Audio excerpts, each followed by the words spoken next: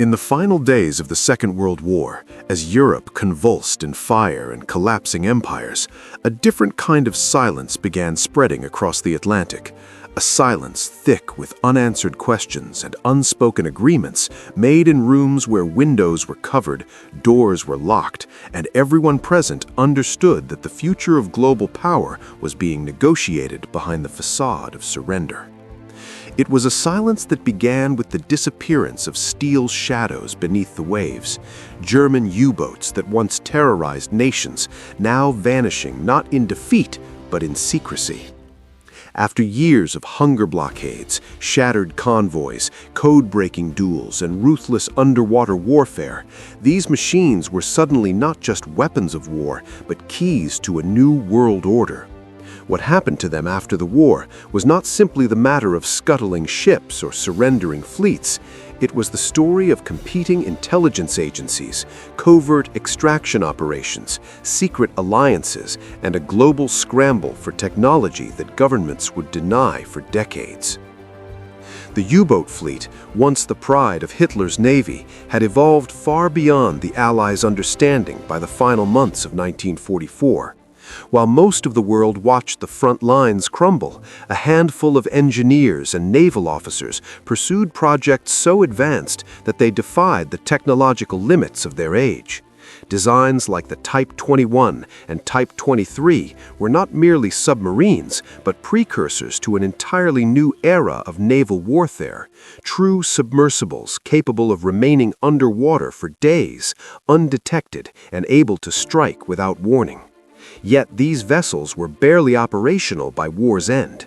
Many were incomplete, hidden in mountain tunnels, dry docks sealed with explosives, or scattered across occupied territories. But the Allies knew they existed, and that knowledge ignited a silent arms race even before Germany fell. Intelligence agencies, especially Britain's Naval Intelligence Division and the American Office of Naval Research, had been tracking these developments through intercepted communications, captured scientists, and informants embedded within the collapsing Reich. But for every piece of information they gathered, another vanished. Entire files disappeared from Berlin as the Soviets advanced. Teams of U-boat officers fled with blueprints hidden inside hollowed-out suitcases. Some submarines transmitted their last known coordinates only for the signals to abruptly end, as if the ocean swallowed them whole. The war was nearly over, but the most valuable assets of Hitler's naval program were slipping into the deep, leaving behind ripples of fear and urgency. As German cities were engulfed in flames, Admiral Karl Dönitz, Hitler's final successor, issued a cryptic set of orders to the U-boat fleet. Some were commanded to surrender at designated Allied ports. Others received vague instructions to head toward Norway, a territory still under German control in the war's final days. But a select few were told to take sealed packets, open only at sea, and follow their contents without question. Rumors persisted among Allied intelligence that these packets contained coordinates for rendezvous points in the South Atlantic, the Antarctic, and even neutral nations where German assets were secretly welcomed by sympathetic regimes. The truth was obscured by conflicting testimonies from captured officers, many of whom claimed they had no idea what the sealed orders contained. Others spoke cryptically of the final contingency, a phrase that would echo through classified reports for decades. When Germany officially surrendered on May 7, 1945, U-boats around the world were instructed to surface, fly black flags, and give themselves up. Many complied. Photographs exist of long lines of submarines, their crews standing silently on deck, awaiting escort to Allied ports. But not all of them appeared. Some never answered the surrender broadcasts. Others sent brief, hurried transmissions indicating that they were aborting their original missions and heading towards unknown destinations. A handful were sighted by Allied aircraft in remote stretches of the ocean, moving at unusual speeds for wartime submarines. And then they too vanished. The Allied command, now in possession of much of the German naval archives, realized with mounting alarm that dozens of U-boats were unaccounted for.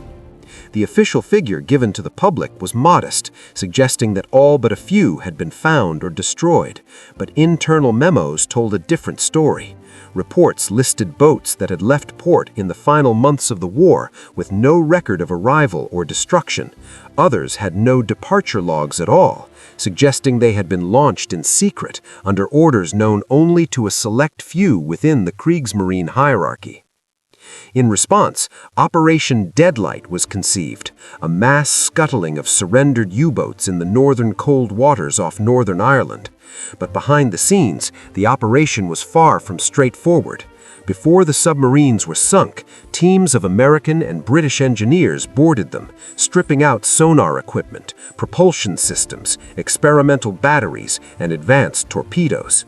The public was told that the U-boats were obsolete relics. Privately, the Allies recognized that these machines represented a leap forward in naval design. But even more disturbing was the realization that the surrendered vessels were only a portion of the fleet. The most advanced submarines, the ones carrying the cutting-edge technologies, were the very ones that had disappeared. Admiral Jonas Ingram of the U.S. Atlantic Fleet reported receiving intelligence that several U-boats had attempted to reach South America, a region already known for harboring Nazi fugitives. Ingram publicly scoffed at the idea, but classified messages from naval attachés in Argentina, Chile, and Uruguay told a different story. Fishermen reported seeing large submarines lurking off the coast at night. In one case, a vessel suspected to be a U-boat was spotted unloading passengers on a remote Argentine beach before submerging again. Local police later found footprints leading into dense forest, but no trace of the men who made them. The Argentine government denied any knowledge of the incident, but their denials often came before the questions were even asked, suggesting a coordinated effort to avoid international scrutiny. Meanwhile, Soviet intelligence was waging its own covert campaign. The Red Fleet sought not only to claim German technology, but to discover whether the Western Allies were secretly recruiting German naval scientists. Stalin was paranoid that the US and Britain were using the captured U-boat programs to fortify a technological advantage in the post-war world.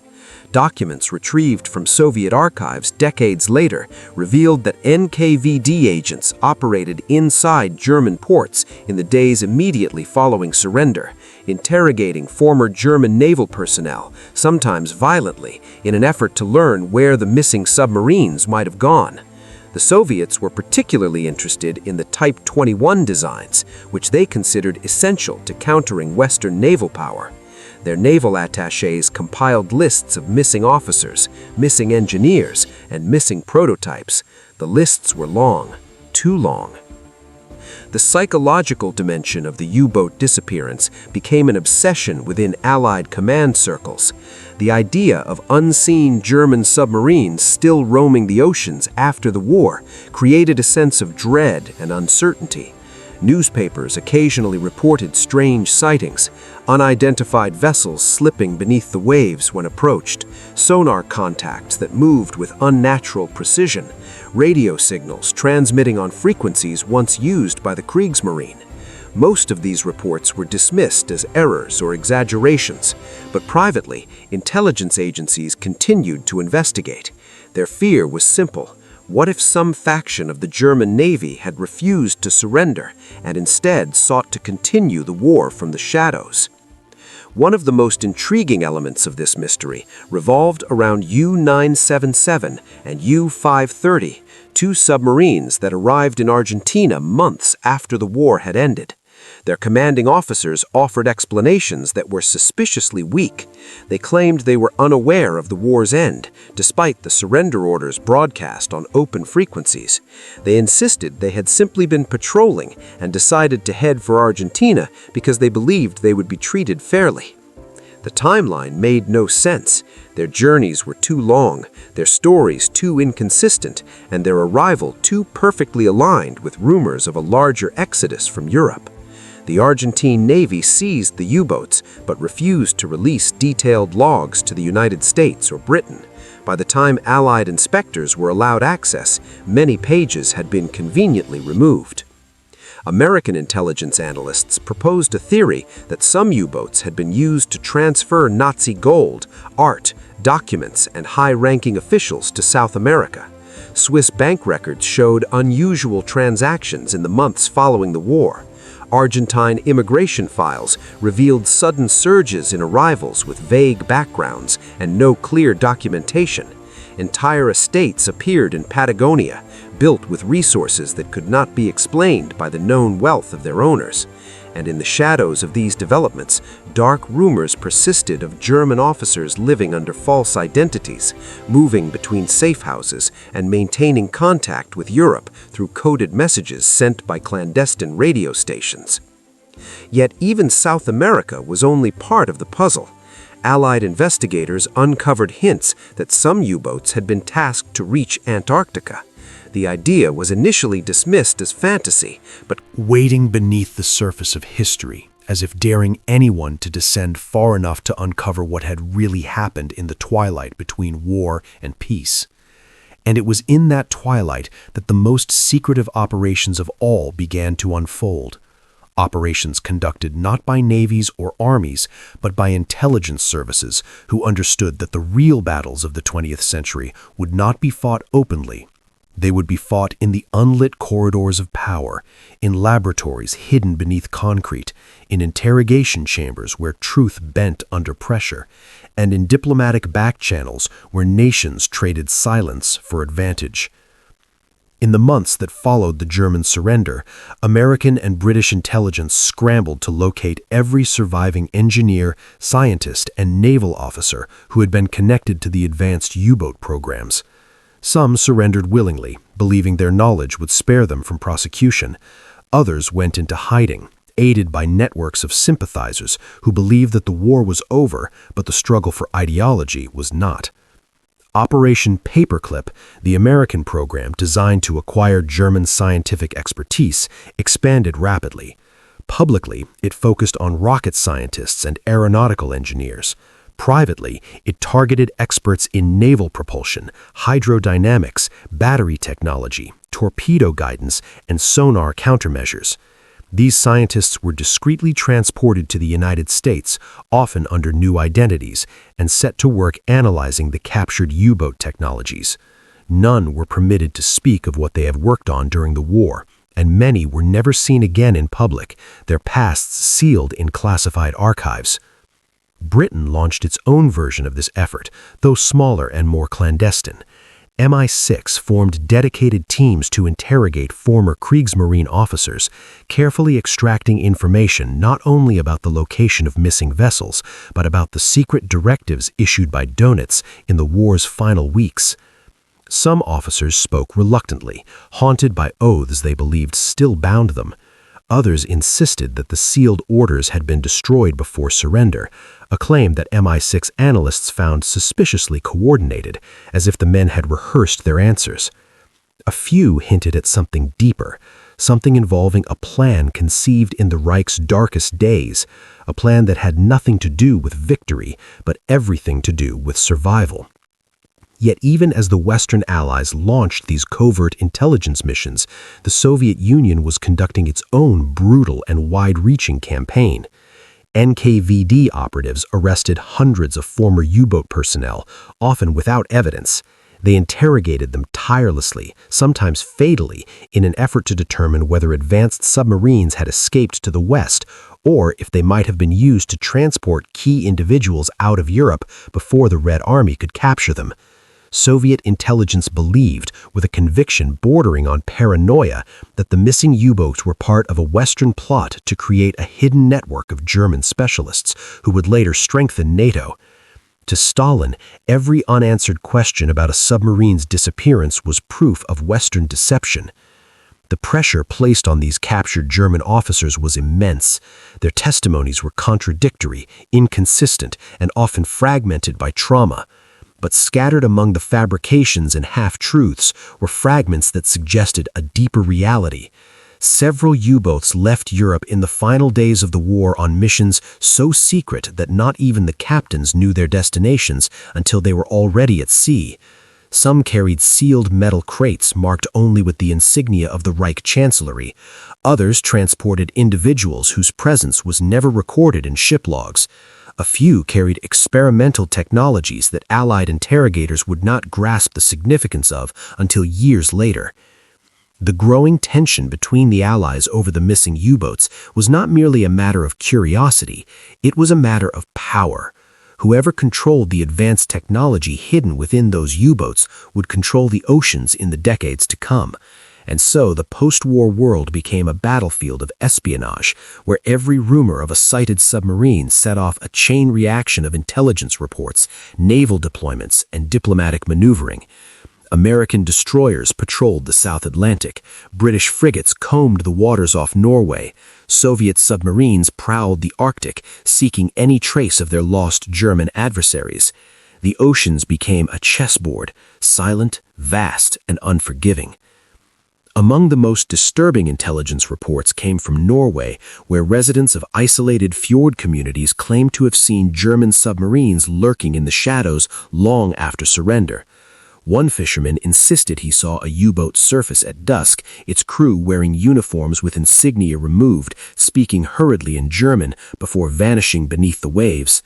He was dismissed as confused until a second witness came forward with a similar story, and then a third.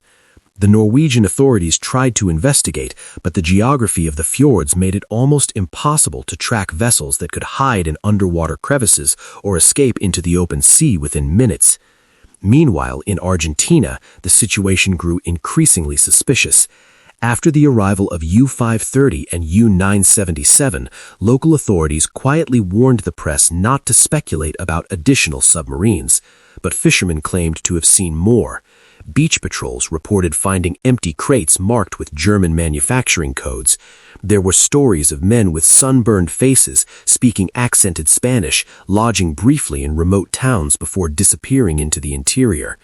Years later, declassified documents revealed that Argentine intelligence had indeed investigated these claims, but the results were sealed under orders from high-ranking officials with known sympathies for former German officers.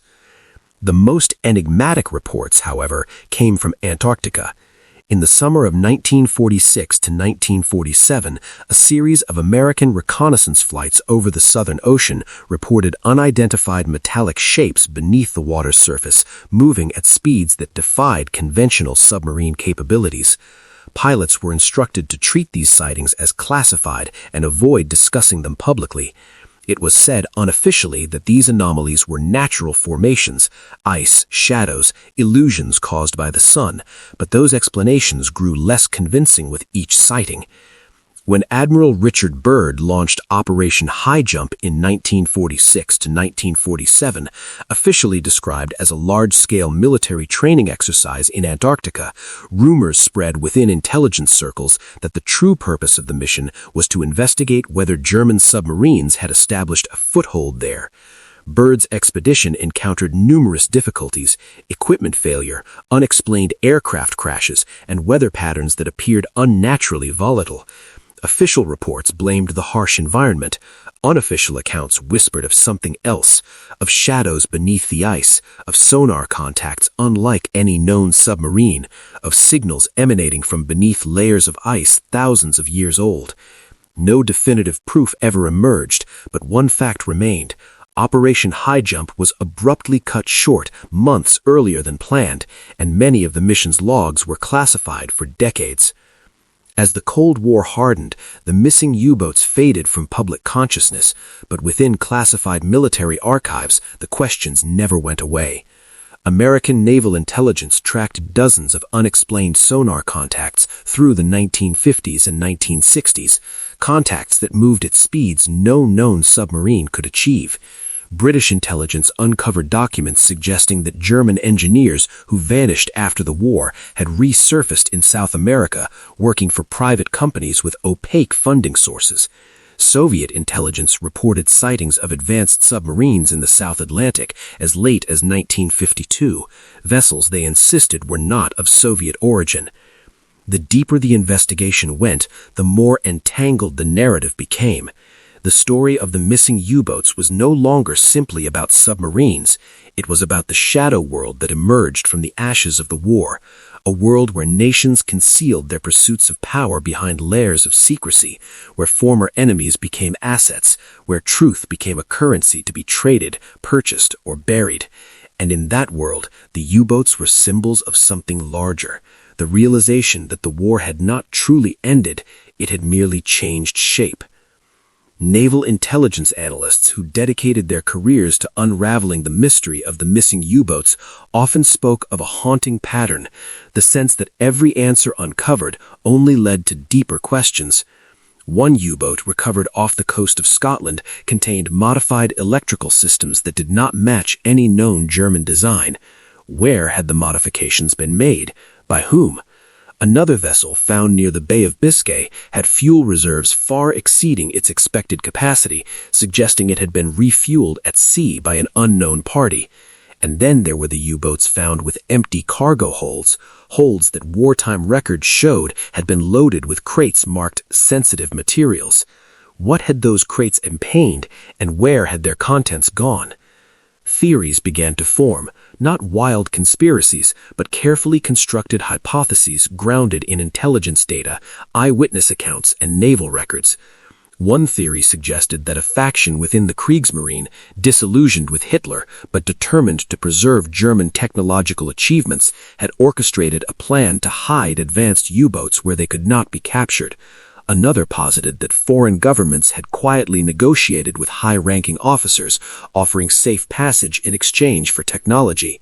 A third, perhaps the most unsettling, proposed that the missing U-boats were part of an organized evacuation of personnel and materials deemed essential for the survival of a future ideological resurgence.